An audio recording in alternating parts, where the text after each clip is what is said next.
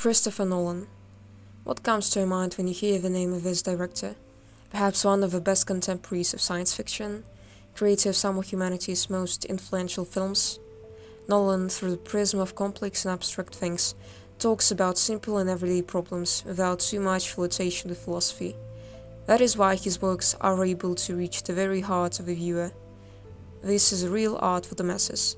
Large-scale, expensive, technically tricky and logically complex, but at the same time conceptually simple films. Interstellar is a movie about a family's journey to find the next habitable planet to save the future of humanity amidst an upcoming catastrophe. In 2067, a worldwide famine threatens humanity with extinction. Joseph Cooper, played by Matthew McConaughey, a former NASA pilot, farms with his family. Cooper discovers a hidden NASA facility where they are organizing a mission to find a new habitable planet after strange events in his daughter Murph's room.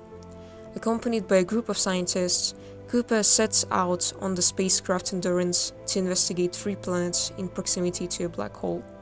They must make sacrifices for the sake of humanity's future as they overcome obstacles and learn the truth about their mission. In the end, the narrative centers on love, giving, and the struggle to survive in a dangerous future. Perhaps there is no other film with the same scale, the same excitement, the same history of creation.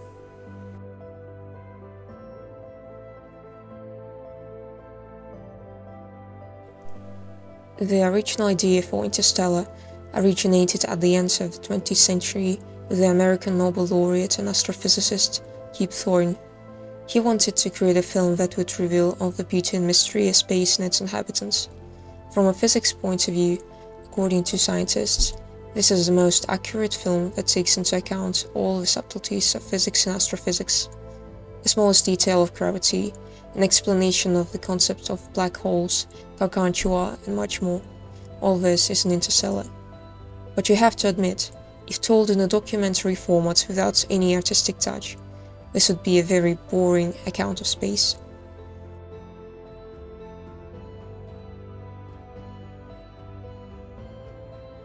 It was Chris and Hans who imbued 500 pages of script with emotions. When making the film, Christopher approached Hans with a request to write him a melody without revealing the slightest detail about what he would be filming about. He just said that the soundtrack should convey the love of father and son.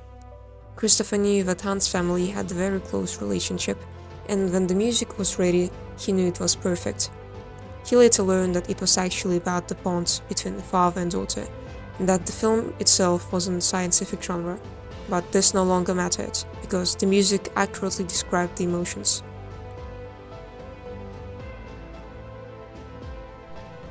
Another important factor in the film, besides emotions, was love. However, this goes against the whole essence of the genre and kills all the magic that Nolan so carefully builds throughout the film. I mean love as a quantifiable quantity that is equated to the laws of physics. As Amelia, portrayed by Anne Hathaway, said, "Love is the one thing we are capable of perceiving that transcends dimensions of time and space. Maybe we should trust it, even if we can't understand it yet." Love isn't something we invented. It's observable, powerful. It has to mean something. Love has meaning, yes. Social utility, social bonding, child rearing. We love people who have died. Where's the social utility in that? None. Maybe it means something more, something we can't yet understand. Maybe it's some evidence, some artifact of a higher dimension that we can't consciously perceive. I'm drawn across the universe to someone I haven't seen in a decade, who I know is probably dead. Love is the one thing we're capable of perceiving that transcends dimensions of time and space. First, Nolan explains to us how black holes, funnels, time, gravity, singularity, and event horizon work. For 2 hours he explains on his fingers how the universe works, what is possible from the point of view of physics and what's not. Clearly weaves everything together and leads to some grandiose event. And in the end, he says that love saved everyone? Christopher what? This is so unscientific and simply logical, like you're reading some kind of fairy tale for children. However, if you understand what the author himself wanted to say and put yourself in his place, love becomes the most understandable ending to the film. This point remains unclear and caused a flurry of criticism. Amelia expresses this idea when she and Cooper argue about which planet to go to. She has a doctorate in physics and knows better than anyone that love is simply a quirk of perception and is not a measurable quantity. At that time, the voice was not of a scientist but of a person who wants to see his loved one. This was just an attempt to dissuade Cooper from flying to Man, a character portrayed by Matt Damon. She is confused and scared. This is her only chance to see Edmonds. Cooper talks about Amelia's bias and then comes to the same conclusions when it comes to himself. The title of the film Interstellar is the adjective. In English, adjectives have no gender. It can be an interstellar connection, abstract and intangible, amazing. That's why no beings saved people.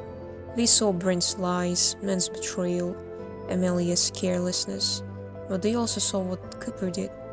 This is the most appropriate ending that could have been. Love is the only thing that matters to father and daughter. Love as something abstract, arousing interest in the universe, and love as the engine of the fantasy genre. That's why Christopher Nolan is a genius, and that's why his works influence people on so many levels.